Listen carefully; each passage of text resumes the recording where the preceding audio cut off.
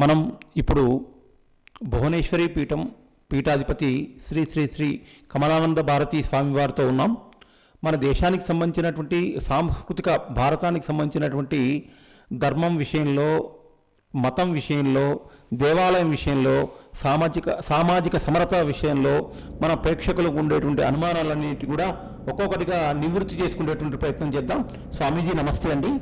మనం అనాదిగా అనూచనంగా వస్తున్నటువంటిది మనకు గ్రామాలకు పట్టుకొమ్మ దేవాలయం అనేటువంటిది మనకు తల్లి ఒడి పాఠశాలతో పాటుగా దేవాలయం అనేటువంటిది ఒక శ్రద్ధా కేంద్రంగా మనం చాలా కాలం నుంచి భావిస్తున్నాం.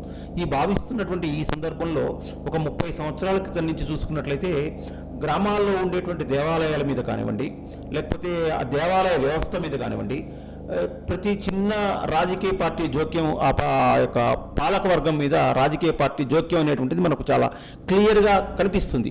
ఈ కనిపిస్తున్నటువంటి నేపథ్యంలో దేవాలయాలన్నింటినీ కూడా వ్యాపార కేంద్రాలుగా మారుతున్నాయి అనేటువంటిది మనకు ఒక అభిప్రాయం అనేటువంటిది ప్రధానంగా చాలా ఎక్కువగా ఉన్నది. ఈ సందర్భంలో మఠాధిపతుల యొక్క పాత్ర ఏంటి, ధార్మిక సంస్థల యొక్క పాత్ర ఏంటి, సామాన్య భక్తజనుల యొక్క పాత్ర ఏంటి వివరించేటువంటి ప్రయత్నం చేయవలసిందిగా కోరుతున్నాను.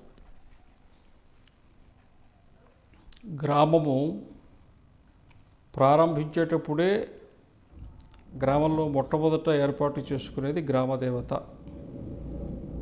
ఆ తర్వాత గ్రామానికి కనీసం ఒక భజన మందిరం ఏర్పాటు చేసుకుంటారు. గ్రామ జనాభాను అనుసరించి, అక్కడ ఉండేటువంటి వసతులు అవసరాలను అనుసరించి అనేక దేవాలయాలు నిర్మాణం అవుతాయి. సమాజంలో కలిసి జీవించేటువంటి తత్వాన్ని నేర్పించేది దేవాలయం. అంటే భక్తి ప్రధానమైనప్పటికీ భక్తి యొక్క అంతర్గతమైనటువంటి సూత్రత ఏమిటి అంటే సమాజాన్ని కలిపి ఉంచటము. దేవాలయానికి భక్తులు వెళితే వాళ్ళ వ్యక్తిగతమైన పూజ కోసం వెళ్తారు. కానీ దేవుడు దేవాలయం నుంచి బయలుదేరి బయటికి వస్తే సమాజాన్ని కలపడానికి వస్తాడు. ఇప్పుడు రథము ఉంది, ఊర్లో ఉండే అన్ని కులాల వాళ్ళు, స్త్రీ పురుషులు, అన్ని వయస్కులు కలిసి లాగాలి. అదేవిధంగా ఉత్సవం మూర్తుల్ని మనం తీసుకెళ్తాం పల్లకి మీద. ఆ పల్లకీని ఊర్లో అందరూ మోస్తారు. అట్లా ఏంటంటే దేవుడు గడప దాటి బయటకు వస్తే సమాజాన్ని కలపడానికి వస్తాడు. కాబట్టి ప్రాచీన కాలం నుంచి సమాజంలో ఒడిదుడుకులు లేకుండా, హెచ్చుతగ్గులు లేకుండా కలిపి ఉంచింది దేవాలయం. ఇది మొదటిది. ఒక్కొక్క విషయం చెప్తాను. ఆధ్యాత్మికత అది ఒక అంశం. భక్తుడు కలిగి ఉండేటువంటి తత్వం. ఈ రెండూ కాకుండా మనిషి ఇవి సాధించాలంటే లౌకికమైన జీవనాన్ని గడుపుతూ, ఒక గృహస్థాశ్రమ ధర్మాన్ని గడుపుతూ సమాజంలో అందరితో కలిసి ఉండకపోతే జీవించలేడు. ఎందుకు అంటే ప్రతి వ్యక్తి అవసరం సమాజానికి ఉంటుంది. అట్లాగే నాకు కూడా సమాజంలో ప్రతి ఒక్కరితో అవసరం ఉంటుంది. నా అవసరం సమాజానికి ఉంటుంది, సమాజం అవసరం నాకుంటుంది. కాబట్టి ఇవంతా కూడా పరస్పర పూరకాలు తప్ప భిన్నమైంది కాదు. కాబట్టి మనిషికి ఉండేటువంటి గుణము ఏమిటి అంటే మిగతా జీవరాశుల కంటే భిన్నమైన గుణం ఒకటి ఉంది. అది ఏంటి అంటే అవకాశవాదం. ఈ అవకాశవాదం అనేది సహజ సిద్ధమైన గుణమా అని అనిపిస్తుంది మనిషికి. ఎందుకంటే పక్షులన్నీ వాటి ఆహారాన్ని అవి తింటాయి, ఇంటికి పోతాయి. జీవరాశులన్నీ వాటి ఆహారాన్ని అవి సంపాదించుకుంటాయి. మనిషి దాంతో సంతృప్తి చెందడు. ఇంకొకళ్ళతో పోల్చుకోవడం అనేది ఉంటుంది.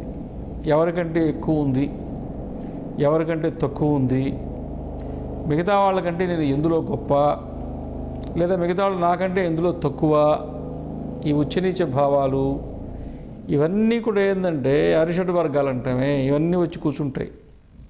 మిగతా జీవరాశులకు అరిషడ్ వర్గాలు లేవు.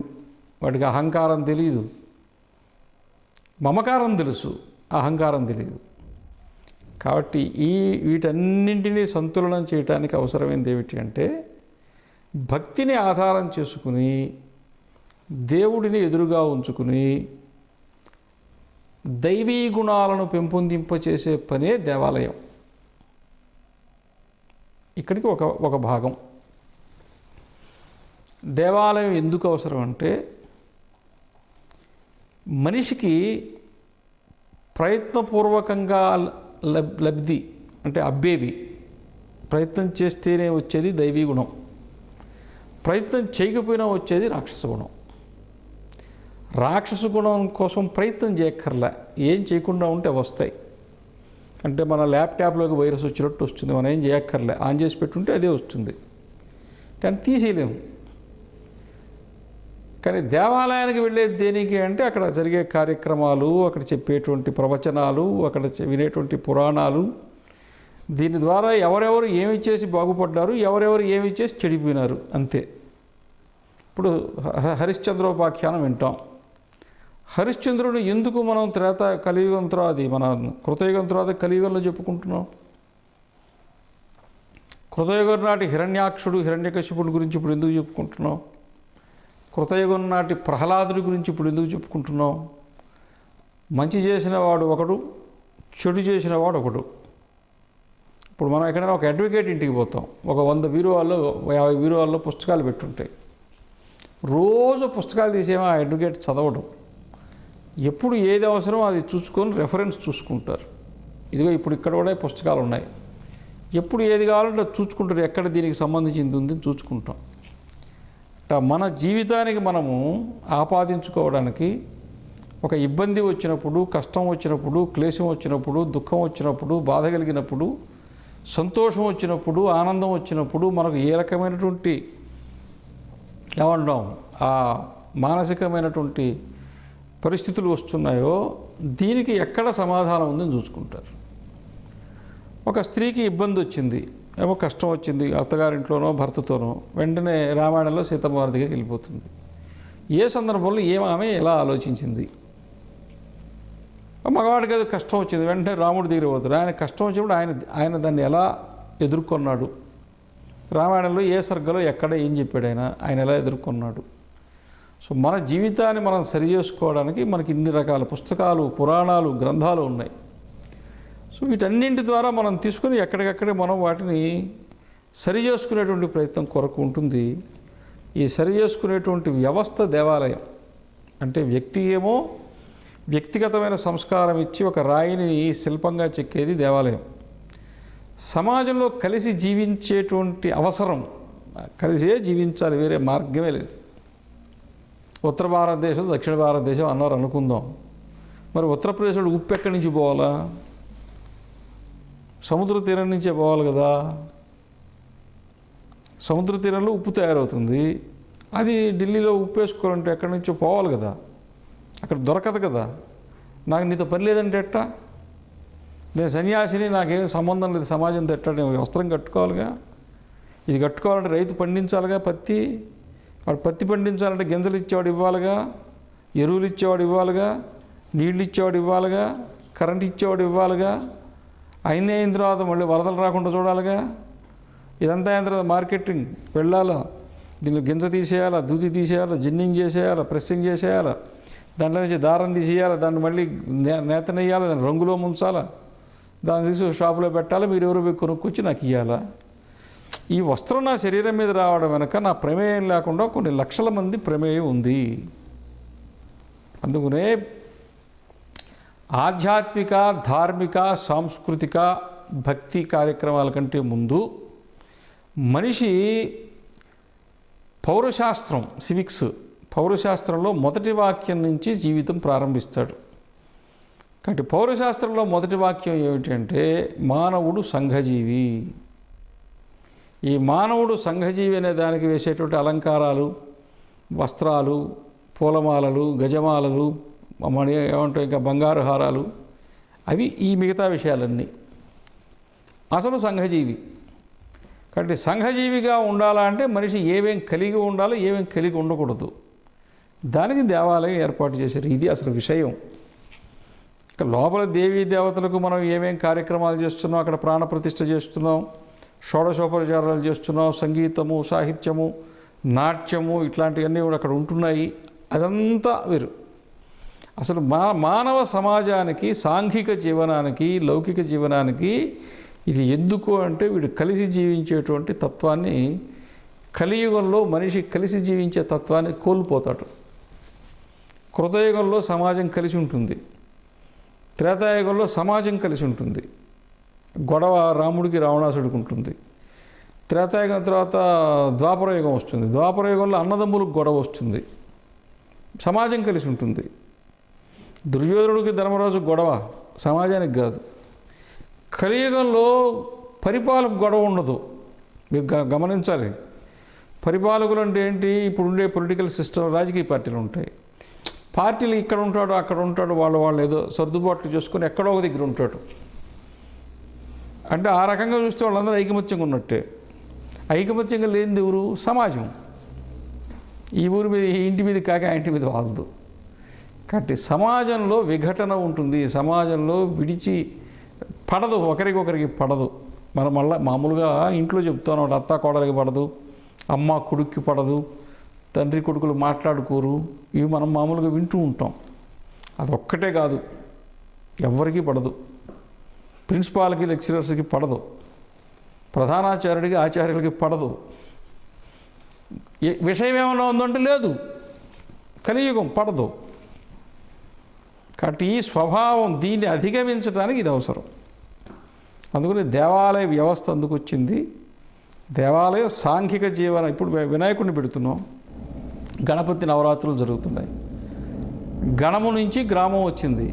గణపతి అంటే గ్రామానికి అధిపతి కదా. గణపతి అంటేనే గ్రామానికి అధిపతి.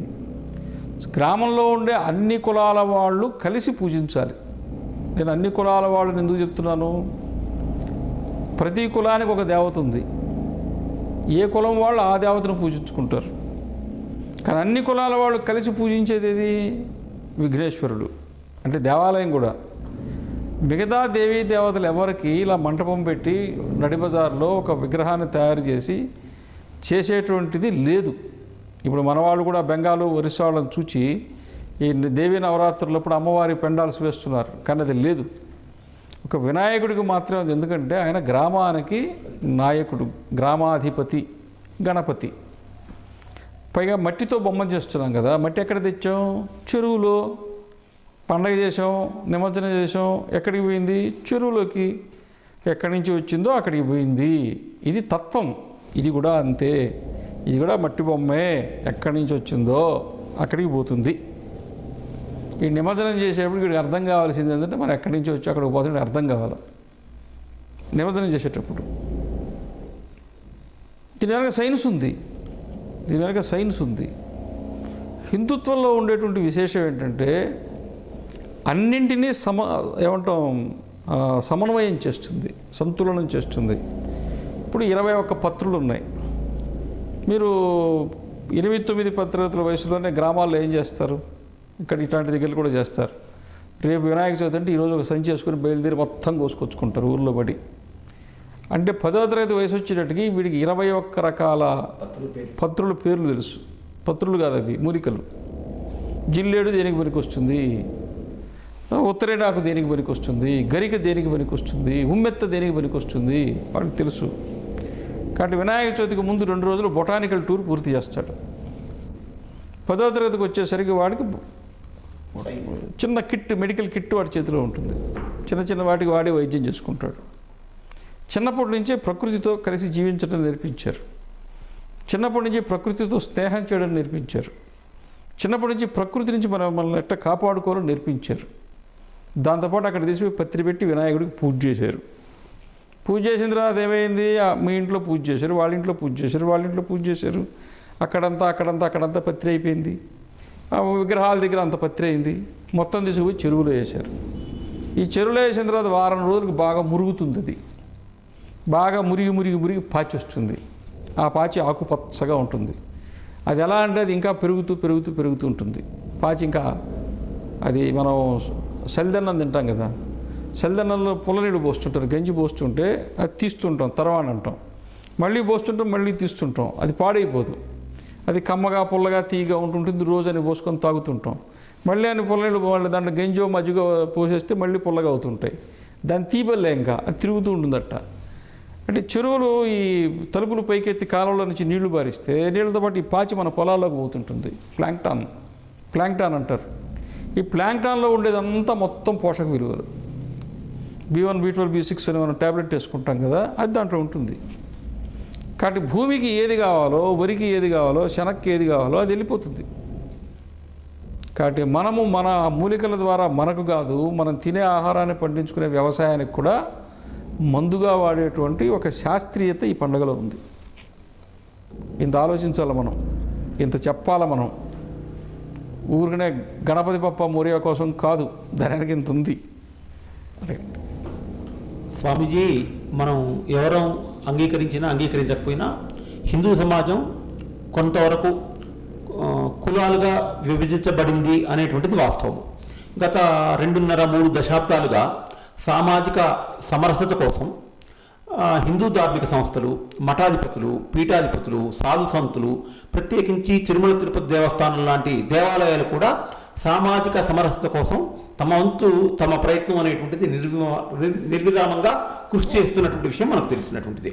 అయితే దీంట్లో భాగంగా ఇక్కడ కూడా మళ్ళీ గ్రామాలలో దేవాలయం అనేటువంటిది ప్రధానంగా దేవాలయాన్ని కేంద్రంగా చేసుకునే పనిచేస్తున్నారు.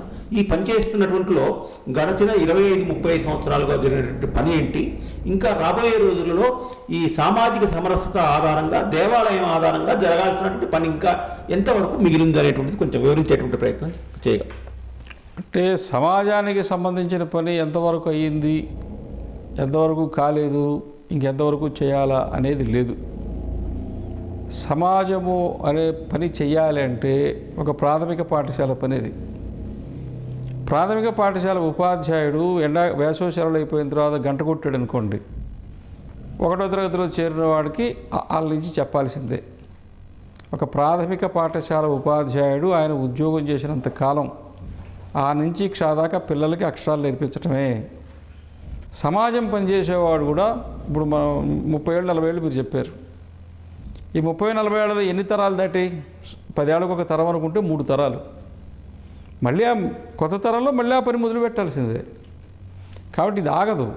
అందుకని ప్రతి నిరంతరము సమాజానికి సంబంధించి ఇప్పుడు మనం ఈ పిండి రుబ్బుతాం, ఇది రోట్లో పిండి ఇలా రుబ్బుతూ ఉంటే ఆ పిండి బయటకు వస్తుంటుంది, చేత్తు లోపలికి దోసుకుంటూ ఉంటాం అంతే. పిండి మెదిగే వరకు ఏం చేస్తుండాలి? లోపలికి దోసుకుంటుండాలి, తిప్పుకుంటుండాలి. సమాజం అనేది ఎప్పటికీ ఉంటుంది. ఇది తరం మారిపోతుంది. తరం మారిపోయినా మనకు తెలియకుండా కొన్ని వచ్చి సమాజంలో చొప్పించబడతాయి. కొంతకాలానికి ఇప్పుడు మనకు ఎట్లుంటుందంటే కొన్ని ఆచారాలు, సాంప్రదాయాలు మారిపోతాయి. పెళ్ళిళ్ళలో ఇంతకుముందు ఒక పద్ధతికి చేసేవాళ్ళు, ఇప్పుడు పెళ్ళి అంటే పెళ్లి కూతురే డ్యాన్స్ చేస్తున్నారు. ఒకప్పుడు పెళ్ళిళ్ళలో డ్యాన్సులు పెడితే ఇది స్త్రీ హక్కుల హననం అని చెప్పి కోర్టుకు పోయి స్టేలు తీసుకొచ్చి అవి ఆపించేశారు. ఒక 50 ఏళ్ల క్రితం ఏదో పెట్టేవాళ్ళు, మేళం అనేవి పెట్టేవాళ్ళు. లేదు ఇది ఆడవాళ్ళని అవమానపరచడం, వాళ్ళ హక్కుల హననం చేయటం, వాళ్ళని తక్కువ చేస్తున్నారని చెప్పి కోర్టుకు పోయినారు. కాబట్టి 50 ఏళ్ల నుంచి ఇప్పుడు ఆ నాట్యాలు లేవు పెళ్ళిళ్ళల్లో. ఇప్పుడు కొత్తగా 10 ఏళ్ల నుంచి మళ్ళీ ఒక మార్పు ప్రారంభమైంది. ఇప్పుడు వేరే వాళ్ళకి డబ్బులు ఇచ్చి మనం నాట్యం ఏర్పాటు చేయక్కర్లే, ఏకంగా పెళ్లి మంటపంలోకి పెళ్లి కూతురే డ్యాన్స్ చేసుకుంటూ వస్తుంది. ఇది సమాజంలో వచ్చినటువంటి వికృతి.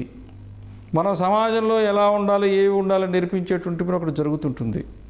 అందరూ నేర్పిస్తారు, మతానికి సంబంధించిన వాళ్ళు నేర్పిస్తారు.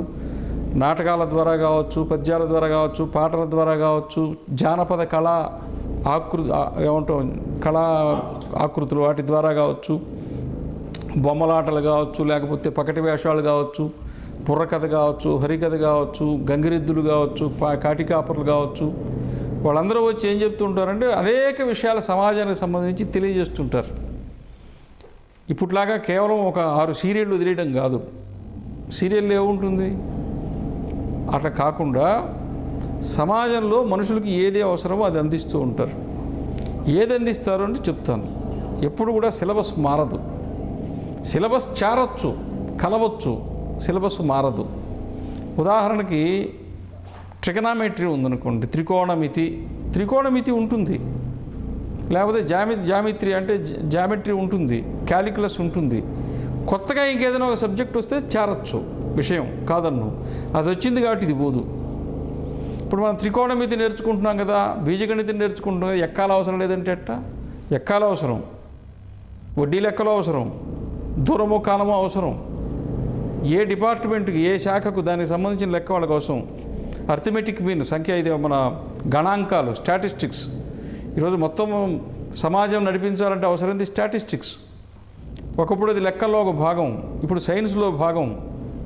కాబట్టి ఎప్పటికప్పుడు సమాజంలో వచ్చేటువంటి మార్పుల్లో మంచి ఏదో గ్రహించాలా, చెడు ఏదో త్యజించాలా, నిరంతరం ప్రయత్నం చేయాలా.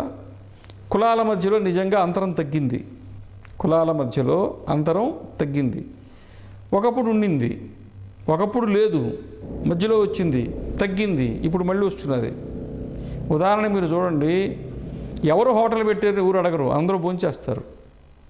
పెళ్ళికి ఎవరు అనరు, మంచి కళ్యాణ మండపం తీసుకుంటారు, దాన్ని అందరు నింపాలి, అందుకని అందరిని పిలుస్తారు. భోజనం ఎవరు చేశారో చూడరు, అందరికి భోజనం పెడతారు. అవునా? కులం ఎక్కడ గుర్తుకొస్తుంది తెలుసా? కాలేజీలో, ఆఫీసులో, అంటే ఎక్కడ అవసరం లేదో అక్కడ. కాలేజీలో కులం గుర్తుకొస్తుంది, హాస్టల్లో కులం గుర్తుకొస్తుంది, ఆఫీసులో కులం గుర్తుకొస్తుంది, ముఖ్యంగా రాజకీయాల్లో కులం గుర్తుకొస్తుంది. కాబట్టి ఎక్కడెక్కడ కులము అనేది సెలపోసుకుని మళ్ళీ మొగ్గదొడుగుతున్నది, అక్కడ దాన్ని ఆపాల. ఎక్కడెక్కడ కలిసి జీవించేటువంటి తత్వం పెరుగుతున్నది, అక్కడ దాన్ని కలిసి జీవించేది పెంచాల. ఉదాహరణ, కులాంతర వివాహాలు ఒకప్పుడు అంగీకరించాల.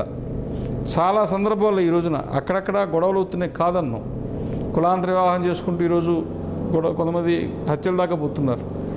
అదే సమయంలో కులాంతర వివాహాలు జరిగితే శుభ్రంగా అటుపక్క వాళ్ళు ఇటుపక్క వాళ్ళు కూర్చుని మాట్లాడుకుని వివాహ పత్రికలు వేసి కలిసి ఆ కులం వాళ్ళు ఈ కులం వాళ్ళు అందరూ వచ్చి కూర్చొని పెళ్లి కూడా చేస్తున్నారు. ఇది జరుగుతోంది, అది జరుగుతోంది. కాబట్టి దీన్ని మనం ఎక్కువగా చూపించాలి, దాన్ని చూపించొద్దు. సమాజంలో మంచి మార్పు ఏదొచ్చినా హిందూ సమాజంలో నిరంతరం మార్పు జరుగుతుంది. ఇప్పుడు ఉదాహరణకి ఐఏఎస్ పెళ్లి చేసుకుంటున్నారు, ఐపీఎస్ పెళ్లి చేసుకుంటున్నారు, ఐటీఎన్స్ పెళ్లి చేసుకుంటున్నారు. ఒకప్పుడు అదే కులంలో పెళ్లి చేసుకుంటున్నారు. డాక్టర్ని ఎందుకు పెళ్లి చేసుకోవాలా అంటే ఇద్దరిది ఒకే వృత్తి కాబట్టి చేసుకున్నారు, అది వాళ్ళ జీవితానికి ఉపయోగపడుతుందని. ఒకప్పుడు కులం పేరుతో ఉండేరు కాబట్టి వాళ్ళు పెళ్లి చేసుకున్నారు. ఇప్పుడు డాక్టర్ని వేరే వృత్తి చేసుకున్నాడు పెళ్లి చేస్తే వాళ్ళకు రెండు కుదరవు కదా. అందుకని ఏంటంటే సమాజంలో పాతగా ఉన్నది సిస్టమ్ ఏది ఉందో పద్ధతి ఈరోజు అదే ఉంది. ఇప్పుడు ఒక డాక్టర్లో 100 మందిని తీసుకోండి, వాళ్ళది ఏ కులం? వేరే కులాల నుంచి డాక్టర్లు అయ్యారు. 50 మంది మహిళా డాక్టర్లు, 50 మంది పురుష డాక్టర్లు తీసుకోండి. వీళ్ళు కులాలు వేరు, వాళ్ళ కులాలు వేరు, కానీ పెళ్లి చేసుకున్నారు. ఎందుకని? ఇప్పుడు ఈ కులం లేదు, ఆ కులం లేదు, వీళ్ళు డాక్టర్లు కాబట్టి డాక్టర్ కులం, ఐటీ వాళ్ళది ఒక కులం, ఐఏఎస్ ఒక కులం, ఐపీఎస్ ఒక కులం. అట్లా సమాజంలో కలిసి జీవించడానికి ఏది అవసరమో కులం తీసేటి పక్కన పెట్టండి. భార్యాభర్తలు పెళ్లి చేసుకున్న తర్వాత ఇద్దరు పెళ్లి చేసుకున్నారు, ఇద్దరు ఉద్యోగాలు చేస్తున్నారు. ఉద్యోగం చేసిన తర్వాత ఈయన ఒక ఆయన నారాయణపేట జిల్లాలో పనిచేస్తున్నాడు, ఆమె ఎక్కడో ఖమ్మం జిల్లాలో పనిచేస్తున్నది. ఇద్దరు కలిసి ఇమీడియట్గా ఏం పెట్టుకుంటారు? మేము ఇద్దరం భార్యాభర్తలు ఒక దగ్గర ఉండాలా, అయిపోయిలే. కాబట్టి కలిసి జీవించడానికి ఏదో అవసరమో అది చూసుకుంటున్నారు కదా. అందుకని ఏంటంటే సమాజాన్ని అర్థం చేసుకోవడం, అవగాహన చేసుకోవడం, సమాజానికి ఏది అవసరమో అది చెప్పటం, ఇది నిరంతర ప్రక్రియ, నిరంతరం జరగాల్సిందే. ఒక సమయంలో తక్కువ జరగచ్చు, ఒక సమయంలో ఎక్కువ జరగచ్చు, అంతే. స్వామీజీ ఒక 150-200 సంవత్సరాల నుంచి భారతదేశంలో క్రైస్తవీకరణ, ముస్లిమీకరణ అనేటువంటిది ఒకటేమో బహిర్గతంగా, రెండోది అంతర్గతంగా అనేటువంటిది బాగా వ్యాప్తి చెందుతుంది. సైమల్టేనియస్గా ఒక 30 సంవత్సరాల నుంచి మళ్ళీ మనం పునరాగమనం అనేటువంటి కార్యక్రమం కూడా జరుగుతుంది. మళ్ళీ మన ఎవరైతే మతాంతరీకరణ చెందినటువంటి వాళ్ళు మన మతంలోకి తీసుకొస్తున్నాం. కానీ ఇది ఏదైతే మనం పునరాగమనం అంటున్నామో దాన్ని స్వాగతించాల్సినటువంటి అవసరం ఉంది. కానీ పరమతాల్లోకి వెళ్ళేటువంటి వాళ్ళ సంఖ్యతో పోల్చుకుంటే మనకు మళ్ళీ తిరిగి మన ధర్మంలోకి వచ్చేటువంటి వాళ్ళ సంఖ్య చాలా తక్కువగా ఉంది. ఇది కొంచెం ఆందోళన కలిగించేటువంటి విషయమే. అయితే ఇదే పరిస్థితి ఒక 30 సంవత్సరాలు, 40 సంవత్సరాలు, 50 సంవత్సరాలు కంటిన్యూ అయితే మన హిందూ ధర్మం యొక్క పరిస్థితి, హిందూ మతం యొక్క పరిస్థితి ఎట్లా ఉంటుంది? ఇంతకంటే మరింత ప్రమాదంలో పడేటువంటి ఆస్కారం ఏమన్నా ఉంటుందా అంటే ఇది ఒక ఆందోళన కలిగించేటువంటి అంశంగా నాకు అనిపించింది. దీని మీద మీరేమంటారు? ప్రపంచంలో ఈ రోజున ఏదైనా ఒక విషయాల్ని వైశ్వీకరణ దృష్టితో చూడాలి. కేవలం భారతదేశాన్ని దృష్టిలో పెట్టుకుని మనము విశ్లేషించలేం. ప్రపంచం మొత్తం మీద ఎటువంటి మార్పులు వస్తున్నాయి, దాని ప్రభావం భారతదేశం మీద ఎట్టుంటుంది? మన భారతదేశం కూడా ప్రపంచం అనే ఇంటిలో ఒక భాగం కాబట్టి గ్లోబలైజేషన్ అయిపోయింది. ఈరోజు మనం నేరుగా ఇక్కడి నుంచి ముఖం చూసుకుంటూ అన్ని దేశాలతో మాట్లాడుకుంటున్నాం. కాబట్టి మన పక్కింట్లో ఉన్నట్టే ఉంది అమెరికా కావచ్చు, ఆస్ట్రేలియా కావచ్చు. ఇటువంటి పరిస్థితుల్లో ప్రపంచంలో వస్తున్న మార్పులు ఏంటి? ఇప్పుడు మీరు అడిగిందే తిప్పి చెప్తారు. మన దేశంలో మత మార్పులు జరుగుతున్నాయి, మన దేశం పరిస్థితి ఏంది? ప్రపంచంలో అందరూ హిందువులు అవుతున్నారు, ప్రపంచం పరిస్థితి ఏంటి? ఇంకా 30 ఏళ్ల తర్వాత ప్రపంచం పరిస్థితి ఏంది? ఈ రోజున ఎన్ని చర్చీలు అమ్మకానికి పెట్టున్నారు? అవన్నీ కొన్ని మన వాళ్ళు, అన్నీ కాదు కొన్ని అమ్మకాన్ని పెట్టిన వాటిలో మన వాళ్ళు ఎక్కడెక్కడ కొనుక్కోగలరు కొనుక్కొని దేవాలయాలు చేస్తున్నారు. సరే, మిగతా ఏం చేసుకుంటున్నది వేరే సంగతి. అంటే అర్థం ఏమిటి? పనిగట్టుకుని కాలికి బలపం కట్టుకుని తిరిగితే హిందూ మతం మారుతున్నాడు. హిందువులు ఎవ్వరూ ఏమి ఒక్క మాట చెప్పకుండా, ఒక్క ప్రయత్నం చేయకుండా, ఒక్క మత మార్పిడి చేయకుండా ప్రపంచంలో దేశాలు వాళ్ళే హిందుత్వంలోకి వస్తున్నారు. ఎంత గొప్ప విషయం ఇది! ఏ హిందూ మత ప్రచారకుడు మీరు మతం మారండి అని చెప్పారు? రష్యాలో, జర్మనీలో, ఈరోజు యూరోప్ ఖండంలో. అంటే అసలు జనాభాయే పోతున్నది అనుకోండి, అది వేరే విషయం, మళ్ళీ చెప్తా. కాబట్టి ప్రపంచం మొత్తం మీద హిందుత్వం పెరుగుతున్నది. నన్ను అడిగితే ఇంకొక 50 సంవత్సరాల తర్వాత ప్రపంచంలో ఎక్కువ మంది క్రైస్తవులు, ఎక్కువ మంది ముస్లింలు ఉండేది ఒకే ఒక్క భారతదేశం. ఈ దేశంలో తప్ప వాళ్ళకి ఎక్కడ కనపడరా కూడా చూడలేం మనం. కాబట్టి ప్రపంచంలో చాలా పెద్ద మార్పు వస్తున్నది. మన దేశంలో మత మార్పిళ్ళు జరుగుతున్నాయనేది వాస్తవం. 2 మతాల వాళ్ళు మతం మారుస్తున్నారనేది వాస్తవం.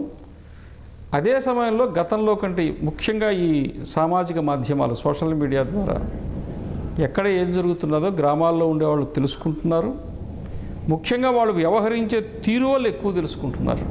ఉదాహరణకి, ఒక గ్రామంలో అందరూ హిందువులే ఉన్నారు, గొడవలు లేవు. ఒక 10 కుటుంబాలు క్రైస్తవ మతం అయిపోయినారు. ఆ 10 మంది మిగతా సమాజంతో దూరంగా ఉంటున్నారు. ఈ సమాజంలో జరిగే ఏ కార్యక్రమానికి వాళ్ళు రారు, వాళ్ళ బంధువులింటికి కూడా వాళ్ళు రారు. మనం ఎన్నోసార్లు చూసాం, తండ్రి చనిపోతే తలకి కురివి పెట్టట్లేదు, తల్లి చనిపోతే తలకు కురివి పెట్టట్లేదు. ఇంత ధ్వంసం చేస్తుండేటువంటి దోషపూరితమైనటువంటి స్థితి ఆ గ్రామాల్లో చూస్తున్నారు. కాబట్టి అక్కడికక్కడే ఒక వ్యతిరేకత వచ్చి ఎక్కడికక్కడ వాళ్ళే దానికి ఒక పరిష్కార మార్గాన్ని ఎంచుకుని చేసుకుంటున్నారు. ఈరోజు రేపు చాలా దగ్గరలో సమాజమే కాకుండా మిగతా ప్రభుత్వాల్లో కూడా కొంత మార్పు వస్తున్నది. కొన్ని దగ్గరలో ఏమో సనాతన ధర్మాన్ని పాడు చేస్తూ ఉంటున్నారు, కొన్ని దగ్గరలో ఏమో సనాతన ధర్మాన్ని ఉద్ధరిస్తూ ఉంటున్నారు. సో ఎక్కడ ఉద్ధరిస్తూ ఉంటున్నారో వాళ్ళు దాన్ని నిలబెట్టుకుంటున్నారు, ఎక్కడ నాశనం చేస్తూ ఉంటారో దానికి తగ్గట్టుగా హిందూ సమాజం లేచి నిలబడుతున్నది. వెరసి మొత్తం మీద ఏంటంటే సమాజం అనేది ఎలా చూడాలంటే, ఒక చెరువుకి గండిపడే ముందు ఒక 4 రోజులు వారం రోజుల ముందు కేవలం చెమ్మలాగా కనబడుతుంది. చెమ్మ అక్కడ ఊరికినే చెమ్మ వస్తుంటుంది. రెండో రోజు ఏం చేస్తుంది, ఆ చెమ్మ కొద్దిగా అలా మట్టిని జారుస్తుంది. ఒక 6-7 రోజులు అయ్యేసరికి ఏమవుతుందంటే అక్కడ రంధ్రం పడి పెద్దదైపోయి గండి పడిపోయి చెరువు కొట్టుకోబోతుంది. ఇప్పుడు హిందుత్వం చాలా బాగా మేలుకొన్నదని మనం చెప్పే ఈ సందర్భంలో కేవలం చెరువుకి చెమ్మ మాత్రమే తగిలింది. ఆ స్థితిలో ఉన్నాం ఇప్పుడు మనం. ఇది గండి పడుతుందే ఆ రోజు పరిష్కారం అవుతుంది. అందువల్ల ఏంటంటే నిరంతరం సమాజంలో ఇందాక చెప్పిన కోణంలో జరిగే పని అక్కడ జరగాలి. దీనికి సంబంధించిన సమాచారాన్ని అందించటం, చైతన్యపరచటం, జాగృతపరచటం, సంఘటితపరచటం, ఈ ప్రక్రియ ఇలా జరగాలి. స్వామీజీ, ఇందాక నుంచి మనం చెప్పుకుంటున్నటువంటి విషయాల్లో గత 35 నుంచి 40 సంవత్సరాల మధ్య సమయంలో దేశంలో స్వామీజీలు, మఠాధిపతులు, సాధు సంతులు, తర్వాత ధార్మిక సంస్థలు అనేకమైనటువంటి ఈ మూడాలన్నిటికీ వాటన్నిటినీ పూర్తి ప్రజలు చైతన్యవంతులుగా తయారు చేయడంలో వారి పాత్రను వారు పోషించారు. కానీ ఇదే స్వామీజీలు, సాధు సంతులు, పీఠాధిపతులు కొన్ని విషయాల్లో అభిప్రాయ భేదాలు, అంటే ఒకే అంశం మీద ఒకే అభిప్రాయం లేకుండా సామాజిక మాధ్యమాల్లోకి మీడియా స్రవంతిలో ఒక్కొక్క మాట మాట్లాడటం వల్ల మనం అక్కడ మన యొక్క హిందూ ధర్మం కొంచెం పలచబడిపోతుందేమో అనేటువంటి అభిప్రాయం ఉంది. వీళ్ళందరినీ ఒక తాటి మీదకి తీసుకొచ్చేటువంటి వ్యవస్థ ఏదైనా ఉందా, ఉంటే ఏ రకమైనటువంటి వ్యవస్థ పనిచేస్తుంది అనేటువంటి సాధారణంగా హిందుత్వంలో ఉండేటువంటి స్వేచ్ఛావాదం, మనం శ్రీకృష్ణుడిని యుద్ధరంగంలో నిలబెట్టి 18 అధ్యాయాలు చెప్పించుకున్నవాడు అర్జునుడు. మనం రాజీ పడం, చివరిదాకా అడగాల్సిందే, తెలుసుకోవాల్సిందే. అది జిజ్ఞాస. సమాజంలో మనకి వివేకానందుడు చెప్పాడు, భారతదేశము మతాలకి ఒక ల్యాబొరేటరీ అన్నాడు ఆయన, ప్రయోగశాల. మతాలకి ప్రయోగశాల భారతదేశం. ప్రతి 5 నిమిషాలకు కొత్త మతం ఒకటి పుడుతుంది. ఈరోజు కూడా చాలా పుట్టుంటాయి, ఎవరి సిద్ధాంతం వాళ్ళది. కాబట్టి ఈ వైవిధ్యం ఉంటుంది. వేరే వేరే ఆలోచనలు, వేరే వేరే పంథాలు, వేరే వేరే సిద్ధాంతాలు, వేరే వేరే ప్రతిపాదనలు. భగవద్గీతకే ఎన్ని రకాల భాష్యాలు రాశారు, ఇంకా కూడా రాస్తారు. ఎవడికి ఎట్ట అర్థమైతే అట్లా రాస్తాడు. ఆ స్వేచ్ఛ మనకుంది. హిందుత్వం 5000 సంవత్సరాలు, ఇప్పుడు వీళ్ళు చెప్పేది, ఇప్పుడు మామూలుగా మనం ఒక చరిత్రలాగా ఇప్పుడు ఉండే గుర్తిస్తే, ప్రపంచంలో ప్రాచీనమైన మతం ఏదని గూగుల్ తల్లిని అడిగితే ఏం చెప్తుంది? హిందుత్వం. ఇన్ని వేల సంవత్సరాలు నిలబడింది ఎందుకు అంటే మన దగ్గర ఉండే వైవిధ్యం, మన దగ్గర ఉండే స్వేచ్ఛ. అయితే అప్పుడప్పుడు దానికి వెర్రితలలు వేస్తుంటుంది. అట్లాంటి సందర్భాల్లో కొన్ని మళ్ళీ ఏదో ఒక ఉద్యమం లాగానో మళ్ళీ ఎవరో ఒక ధార్మికమైన నేతో వచ్చి దాన్ని సరిచేస్తూ ఉంటాడు. ఈ రోజుకి అయితే ధర్మాచారులు, ప్రధానంగా ఎవరైతే ధర్మాచార్యులు ఉన్నారో వాళ్ళందరూ ఒక మాట మీదే ఉన్నారు. జాతీయ స్ఫూర్తిని కలిగించే విషయాల్లో, జాతీయ భద్రత కావచ్చు, దేశభక్తి కావచ్చు, హిందుత్వం కావచ్చు, దేవాలయాలు కావచ్చు, వీటి విషయంలో ఎక్కడ రెండో ఆలోచన లేదు. కాబట్టి అందరూ ఒక మాట మీదే ఉన్నారు. కలిసి కూర్చున్నారా లేదా అంటే కూర్చోగలగచ్చు, కూర్చోలేకపోవచ్చు. అది వాళ్ళ కార్యక్రమాలు, వాళ్ళ జీవన విధానాన్ని బట్టి ఇవన్నీ ఉంటాయి. మనకి వాళ్ళ నియమాలు ఉంటాయి, ఆచారాలు ఉంటాయి. వాటన్నింటినీ సమన్వయం చేసుకుంటూ 2 ఏళ్లకు 3 ఏళ్లకు ఒకసారి కలుస్తారు. కొన్ని సమాజానికి ఏం చెప్పాలో చెప్తుంటారు. నిరంతరం అది జరుగుతూ ఉంటుంది. సేవా కార్యక్రమాలు జరుగుతాయి, విద్యా సంస్థలు పెడుతుంటారు. ఒక వైపున వేద పరిరక్షణ చేస్తూ ఉంటారు, ఇంకొక వైపున సాంప్రదాయ పరిరక్షణ చేస్తూ ఉంటారు. ఇప్పుడు మన కంచి జగద్గురు శంకరాచార్యులు విజయేంద్ర సరస్వతి స్వామి వారు ఉన్నారు. వారు ప్రత్యేకించి బ్రాహ్మణ అమ్మాయిలకి సాంప్రదాయ పాఠశాలలు నడుపుతున్నారు. ఎందుకని? బ్రాహ్మణులే మగపిల్లలేవో వేదం చదువుకోవడానికి పంపిస్తున్నారు, ఆడపిల్లలను బీటెక్ చదివిస్తున్నారు. ఆడపిల్లలందరూ బీఎస్సీలు, ఎంఎస్సీలు, బీటెక్లు, ఎంటెక్లు చదివితిరి. వీళ్ళేమో స్మార్థం, ఆగమం, వేదం చదివితిరి. ఇప్పుడు ఈ అమ్మాయి అబ్బాయిని పెళ్ళెట్టు చేసుకుంటుంది? ఆ అమ్మాయి ఐఐటీనో ఐటీఎన్నో ఏదో ఐటీ చదువుకున్న వాడు చూసుకుంటుంది. మరి పెళ్ళెట్టు కావాలా? ఈ అబ్బాయికి పెళ్లి కాకపోతే మరి వేద విద్య నిలబడేదెట్ట, వేదం నిలబడేదెట్ట? కాబట్టి సాంప్రదాయ పాఠశాల పెట్టి, ఇప్పుడు మన తిరుపతిలో ఉంది, పాలమూరులో ఉంది, హైదరాబాద్లో ఉంది, విజయవాడలో ఉంది, కంచిలో ఉంది. మొత్తం నా ఉద్దేశంలో ఒక 2-3 వేల మంది బ్రాహ్మణ అమ్మాయిలు చదువుకుంటున్నారు. అదే కంచి స్వామివారు పక్కన, తిరుపతి పక్కన కార్వేట్ నగరం ఉంది. నాయి బ్రాహ్మణులు అమ్మాయిలు అబ్బాయిలు విడివిడిగా వేరువేరుగా, వాళ్ళు ఒక 100 మంది, వీళ్ళు ఒక 100 మంది. మగపిల్లలకి నాదస్వరం, డోలు 2 నేర్పిస్తున్నారు, ఆడపిల్లలకి నాదస్వరం 1 నేర్పిస్తున్నారు. 100 మంది పక్కన ముందు రోజు ఉదయాన్నే హై స్కూల్కి పోతారు, చదువుకుంటారు. పొద్దున 1 గంట, సాయంత్రం 1 గంట సాంప్రదాయ విద్య వాళ్ళది. ఇప్పుడు నాదస్వరం అంటే ఏంటి? సంగీతం ఒక విద్య. దేవాలయంలో దేవుడికి ప్రతి 2 గంటలకి ఒక రాగంతో సేవ చేయాలి. పొద్దున 4:30కి మోహన రాగంతో నిద్ర లేపాలి. అక్కడి నుంచి మొదలుపెట్టి ప్రతి 2 గంటల కంటే 24 గంటలకి 12 రాగాలతో సేవ చేయాలి. కాబట్టి అది విద్య, అది సంగీతం, అది శాస్త్రీయత, అది నేర్పిస్తున్నారు. అట్లనే మొన్న 3 రోజుల నాడు నేను కంచికి పోయి వస్తూ వెళ్ళొచ్చాను కార్వేట్ నగరంలో.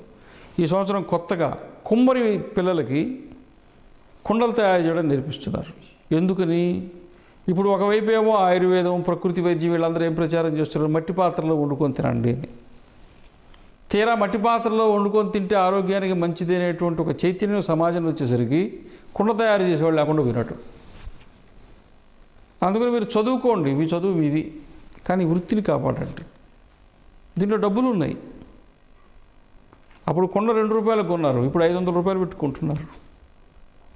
ఇప్పుడు చాలా దగ్గర టీ మట్టి కప్పుల్లో ఇస్తున్నారు. కాబట్టి ఆ వృత్తి 10 రూపాయలు డబ్బులు కనపడేటప్పటికి వీళ్ళు వృత్తులు పెట్టేశారు. పేదరికంతో చేతి వృత్తులు, మన వృత్తులన్నీ గ్రామాల్లో ఏవే ఉన్నాయో ఆ వృత్తి చేస్తే వాడికి ఆకలి తప్ప ఏం లేదు పాపం. కానీ సమాజంలో కొనుగోలు శక్తి వచ్చి అందరి దగ్గర డబ్బులు వచ్చి ఆ కుండ 100 రూపాయలు కూజ 200 పెట్టి కొంటానంటే ఇప్పుడు కూజ తయారు చేసేవాళ్ళు లేడు. కాబట్టి దీన్ని మనం సంతులనం చేయాలి, బ్యాలెన్స్ చేయాలి. ఇప్పుడు ఎవరు చేస్తున్నారు ఆ పని? ఒక శంకరాచార్యులు వారు చేస్తున్నారు. మరి తెలియాలిగా సమాజానికి. కాబట్టి సమాజంలో ఏవేవి లేపి నిలబెట్టాలనో, వేటిని తిరిగి ప్రతిష్ఠితం చేయాలనో అది ఎవరు గ్రహించారు? ఒక పీఠాధిపతి. ఇంకా కొంతమంది పెద్ద కంచి వాళ్ళే యూనివర్సిటీ నడుపుతున్నారు, ఆర్ట్స్ కాలేజీ నడుపుతున్నారు, నర్సింగ్ కాలేజీ నడుపుతున్నారు, మెడికల్ కాలేజీ నడుపుతున్నారు. దాని ద్వారా ఎంతమంది వ్యక్తులు తయారవుతున్నారు? సాంప్రదాయాన్ని పాటించేవాళ్ళు, ధర్మాన్ని పాటించేవాళ్ళు, దైవభక్తి కలిగిన వాళ్ళు ఎంతమంది తయారవుతున్నారు? సత్యసాయిబాబా ఎంత సేవ చేశారు, చిన్న మాట అది. ఈ రోజుకి ఆయన చనిపోయి 15 సంవత్సరాలు అయిపోయింది. ఇప్పటికీ దాదాపు ప్రతి వారం కొన్ని 100 గ్రామాలకి అనేక రకాలైనటువంటి ఈ కిరాణా వస్తువులని పంపిస్తుంటారు. ఇంకా తెలుగు గంగకి అయితే సాయి గంగానే పేరు పెట్టారు. 450 కోట్లు ఇచ్చారు. మన రంగారెడ్డి, మెదక్ జిల్లా, పాలమూరు జిల్లాలో మంచినీళ్ళకి 400 కోట్లు ఇచ్చారు.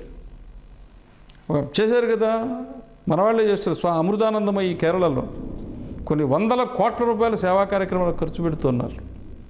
కాబట్టి మన మఠాధిపతులు, పీఠాధిపతులు, స్వామీజీలు, మాతాజీలు మన సమాజాన్ని ఉద్ధరించడానికి ఏమేం కావాలో అవి చేయటంలో ఎక్కడా వెనకపడి లేరు, అవి చేస్తూ ఉన్నారు.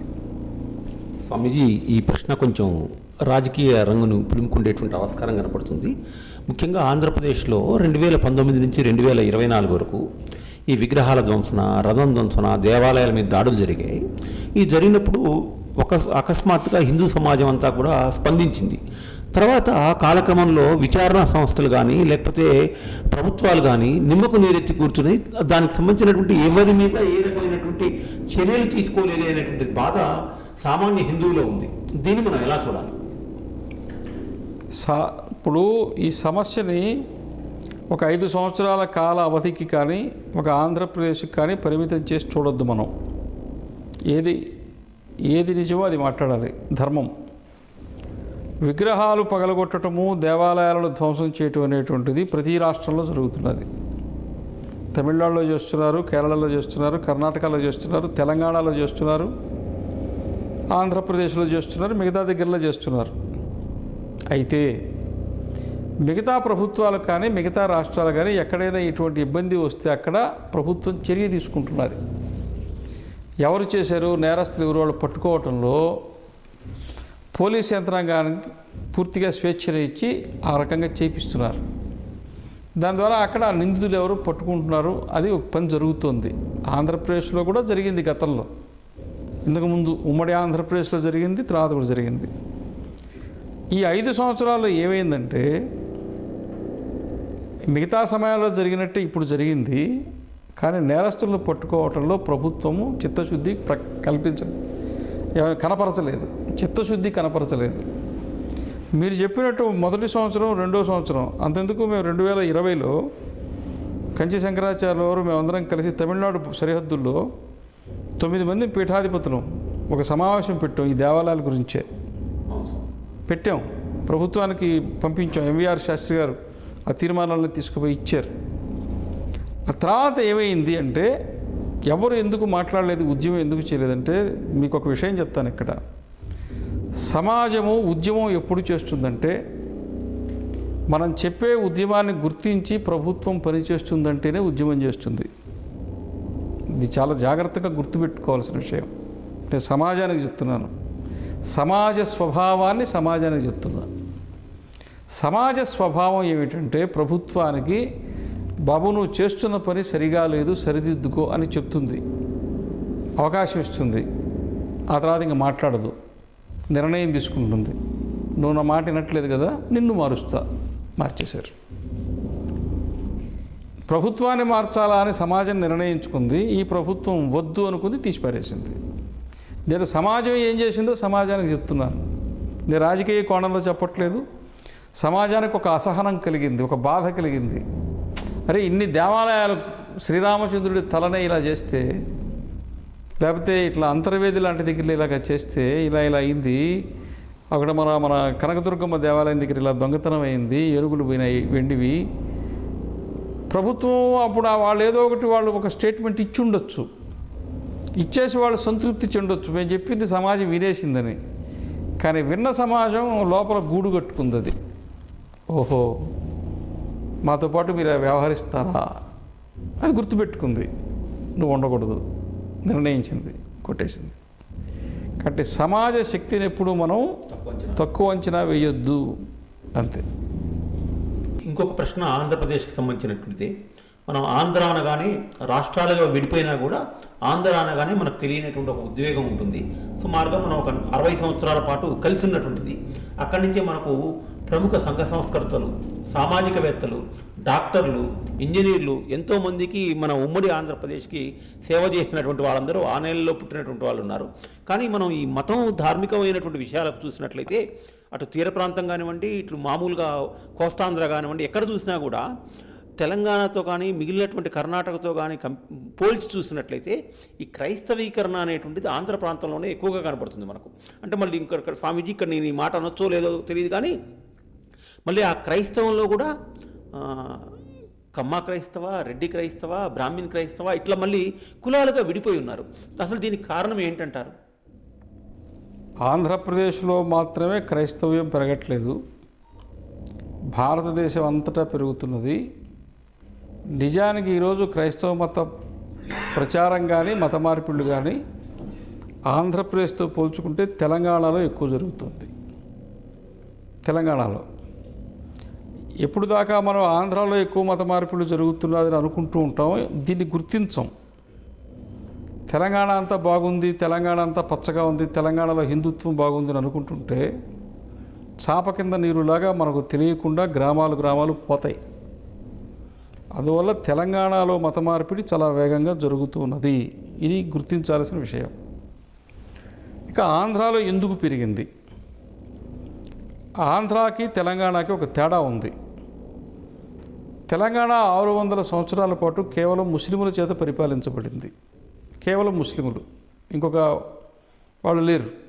ఒక 4 వంశాలు 3 వంశాలు 600 సంవత్సరాలు ముస్లింలే పరిపాలించారు. కానీ తీర ఆంధ్రం తీసుకునేటట్టుగా ఏమైందంటే అసలు హిందూ రాజులే చాలామంది పరిపాలించారు. ఈరోజు నిద్రలేస్తే ఈరోజు రాజు ఎవరో చూసుకోవాలి. ఫ్రెంచ్ వాళ్ళు, డచ్ వాళ్ళు, బ్రిటిష్ వాళ్ళు, వాళ్ళు మన టిప్పు సుల్తాను కొంత భాగం వచ్చారు. ఆ తర్వాత మళ్ళా రాయవెల్లూరు నవాబు, ఇక్కడి నుంచి నిజాం నవాబు చాలా కాలం పరిపాలించారు. ఇది నిజాం నవాబుకి మన భీమునిపట్నం దగ్గర గెస్ట్ హౌస్ ఉంది. నిజాంపట్నం ఓడర్ ఏవే ఉంది. బ్రిటిష్ వాళ్ళకి మొత్తం కోస్తా జిల్లాలనే సర్కారు జిల్లాలు నిజాం నుంచి విడదీసి ఇచ్చిన తర్వాత కూడా నిజాంపట్నం తన చేతిలో పెట్టుకున్నాడు. ఎందుకని? ఎగుమతులు దిగుమతులు తన చేతిలో ఉండడానికి. అది ఇవ్వలేదు. నిజాంపట్నం ఓడరేవు నిజాము బ్రిటిష్ వాళ్ళకి అప్పగించలేదు. సో ఆంధ్రప్రదేశ్లో ధ్వంసం ఎక్కువ జరిగింది. ఇక్కడ ఒకే పరిపాలకులు ఉన్నారు మొత్తము. అంటే ఇక్కడ కొంచెం ఇది కూడా విశ్లేషిస్తాను. ఈ 600 సంవత్సరాల లోపలే మీకు ఛత్రపతి శివాజీ వచ్చాడు, గురు గోవింద్ సింగ్ వచ్చాడు, రాణా ప్రతాప్ వచ్చాడు, తర్వాత శ్రీకృష్ణదేవరాయలు వచ్చారు. మిగతా ప్రాంతం అంతా హిందూ సామ్రాజ్యాలు నిర్మాణం చేసే సమయంలో ఇక్కడ సమాజం ప్రశాంతంగా ఉంది, బానిసత్వంతో ఉంది, తెలుగు భాషను నిషేధించారు, స్వేచ్ఛ లేదు, నేను కాదన్ను. కానీ మిగతా దగ్గర జరిగిన రక్తపాతం ఇక్కడ జరగల. పక్కన కర్ణాటకలో రక్తపాతం జరిగింది, లక్షల మంది చనిపోయారు. మహారాష్ట్రలో లక్షల మంది చనిపోయారు. మనకు రజాకార్ మూమెంటు స్వాతంత్రం వచ్చేదానికి ముందు 1.5 సంవత్సరం జరిగింది. ఈ 1.5 సంవత్సరం భాగం తీసేస్తే మొత్తం భారతదేశంలో ప్రశాంతంగా జీవించిన భూభాగం నైజాం. ఇది వాస్తవం. వీళ్ళు ఎంత తెలియగలరంటే శివాజీతో యుద్ధం లేకుండా సంధి చేసుకున్నారు, కృష్ణదేవరాయలతో యుద్ధం లేకుండా సంధి చేసుకున్నారు. వీళ్ళు హ్యాపీగా ఉన్నారు, సంతోషంగా. సో ఇక్కడ ఉండేటువంటి మేలు ఇక్కడ జరిగింది. అక్కడ సమాజం ధ్వంసమైంది. సమాజం ఎవరిది? తెలంగాణ సమాజం ఎవరిది? మందే. ఆంధ్ర సమాజం ఎవరిది? మందే. కాబట్టి అక్కడ సమాజానికి జరిగిన విధ్వంసం ఏమిటి అంటే ఈ క్యాస్ట్ సిస్టంలో ఉండేటువంటి దాన్ని వాళ్ళు బాగా ఉపయోగించుకున్నారు, ముఖ్యంగా దళితులు. సరే, కారణాలు ఏమైనప్పటికీ దళితుల పట్ల మనం వ్యవహరించిన తీరు చాలా దారుణంగా ఉండిందనేది సత్యం.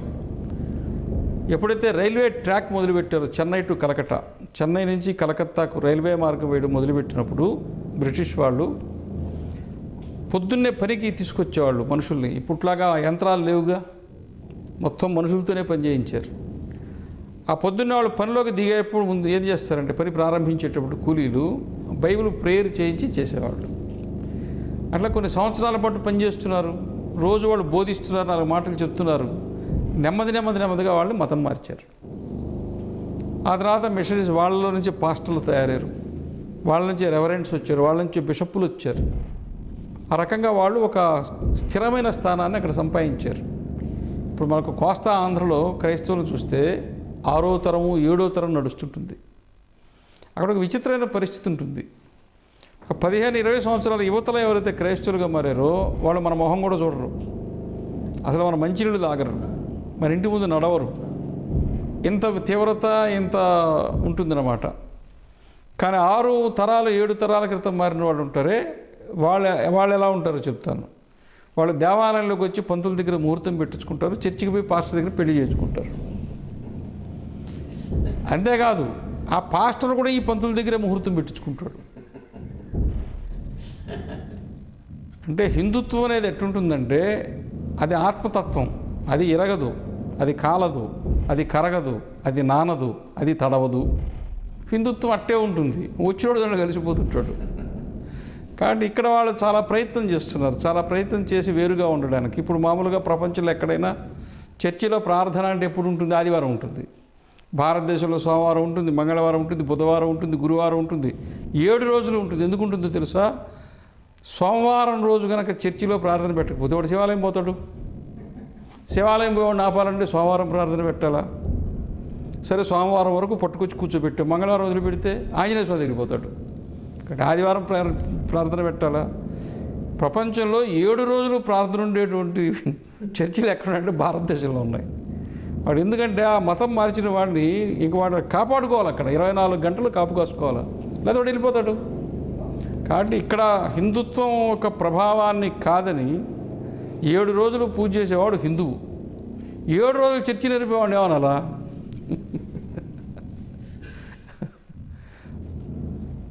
గంగిరెద్దుల్ని నువ్వు మారిస్తేవి, వాడికి పాట నేర్పిస్తేవి, బతుకమ్మకి క్రిస్టియన్ పాటలు నేర్పిస్తేవి, క్రైస్తవ ముగ్గులు తయారు చేస్తేవి. అంటే ఏమైపోయింది మీకు తెలియకుండానే? మీరే హైందవీకరణంలోకి మారిపోయారు, అంతే. జీర్ణం వాతాపి జీర్ణం, అది మింగేస్తుంది. ఇది వాళ్ళకి అర్థం కావట్లేదు. అర్థం కాక కాదు, తెలుసు.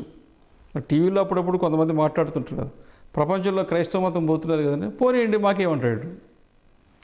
అంటే అదంతా అయిపోయేటట్టుకి ఇక్కడ ఇంకొక 20 ఏళ్ళు 30 ఏళ్ళు పడుతుందా? అప్పుడు నేను ఉండనుగా పోతే ఏమంటాడు.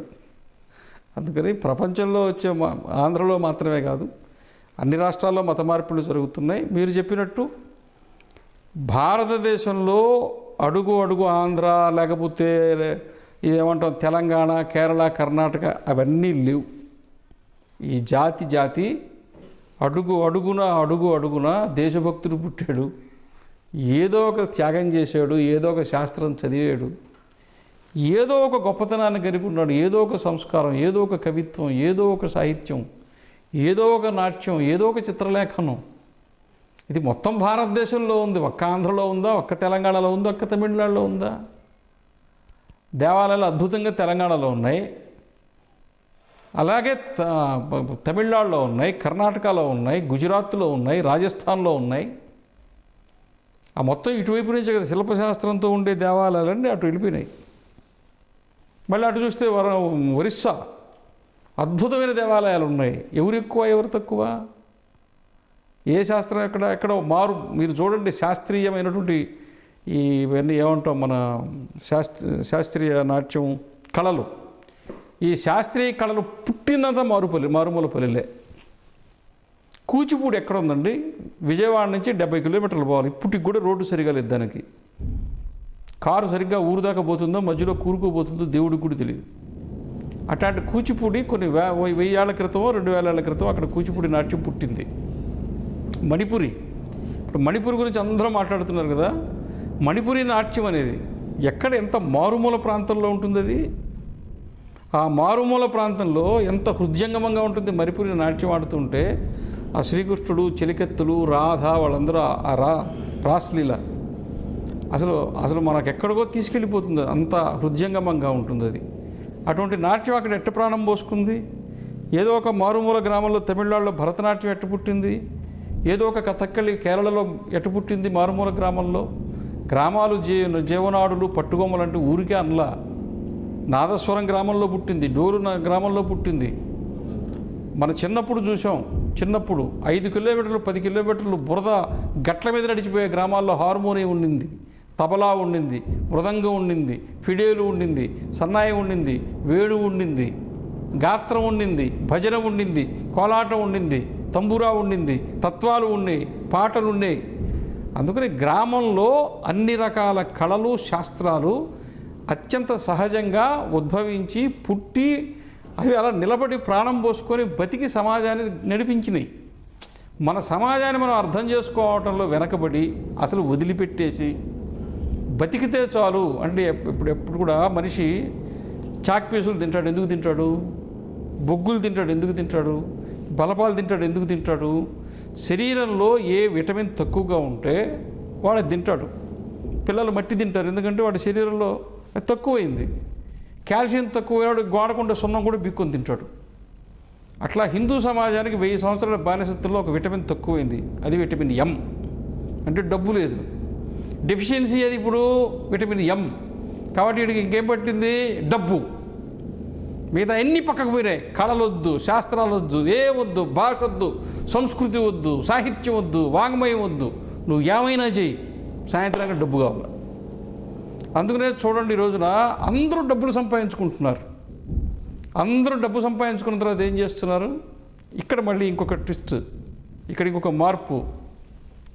1990 తర్వాత మన హిందూ సమాజానికి భగవంతుడు ఇచ్చిన వరం ఏది? సాఫ్ట్వేర్. సాఫ్ట్వేర్ అనేది లేకపోతే పాపం ఎన్ని వేల లక్షల కుటుంబాలు ఏమై ఉండేవి.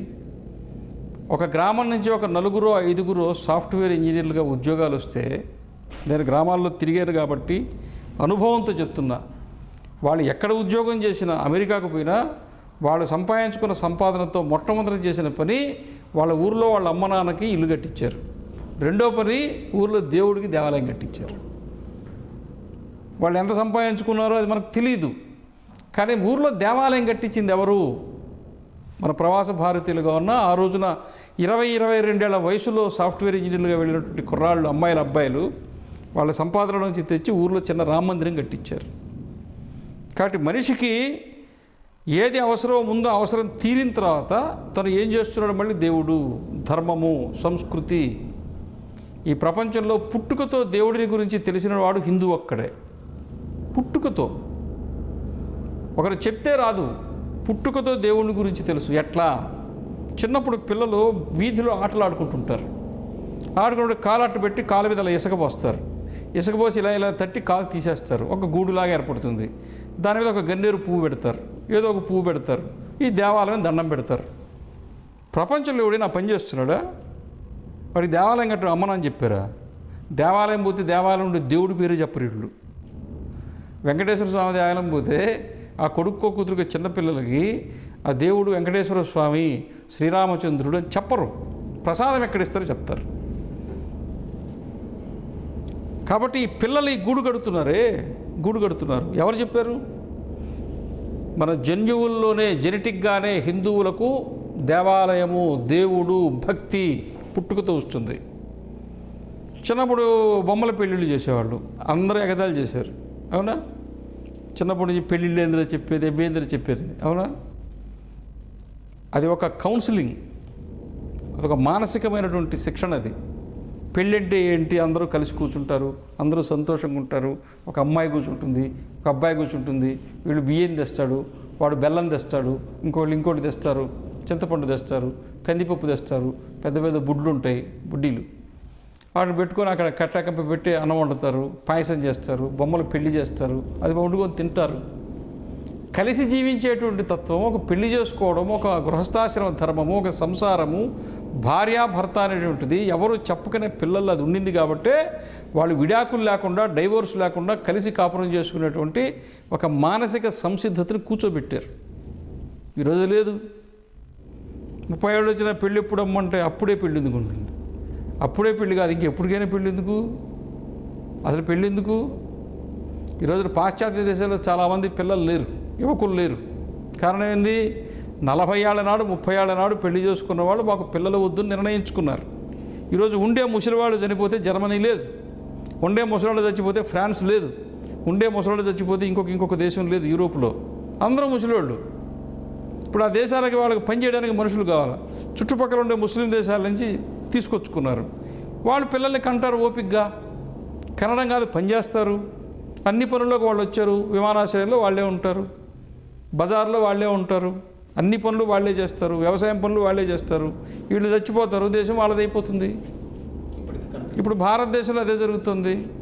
వీడికున్న ఒక్క కొడుకు అమెరికాకు పోయా, వాడింక రాడు. వాట్సాప్లోనే తలకొరి కూడా వాట్సాప్లో పెట్టేస్తాడు. నా కొడుకు రాకపోయినా పర్వాలేదు ఈ తల్లిదండ్రులు అనుకుంటున్నారు. ఈ ముసలోళ్ళు చచ్చిపోతారు. ఈ ఆస్తులు ఎవరు కొంటారు? ఏ హిందూ ఉంటాడని కొంటారు? మన హైదరాబాద్ గురించి మాట్లాడుతున్నాం కదా, ఎక్కడెక్కడి నుంచి వస్తున్నారని. హైదరాబాద్కి 40 కిలోమీటర్ల రేడియస్లో ఏ గ్రామంలో ఉన్నారు చెప్పండి జనాలు? ఏ గ్రామంలో ఎవరున్నారు?